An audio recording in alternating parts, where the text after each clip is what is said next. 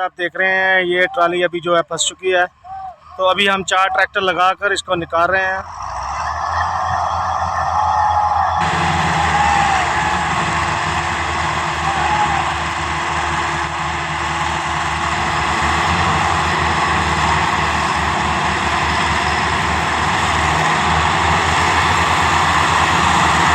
ये निकल चुकी है अभी।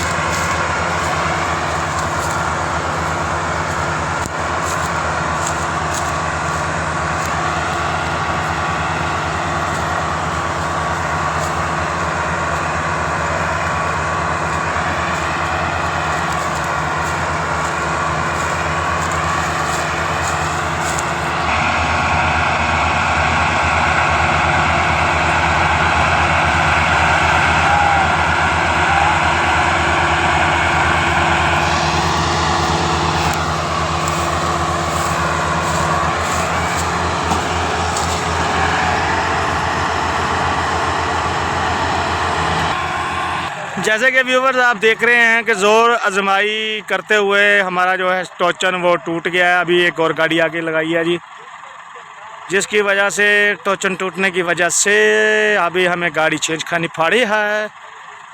जैसे कि देख रहे हैं 4 गाड़ियां लगी हुई हैं जी एक ट्राली को। अभी और शुगल बाकी है, वो भी आपको दिखाते हैं।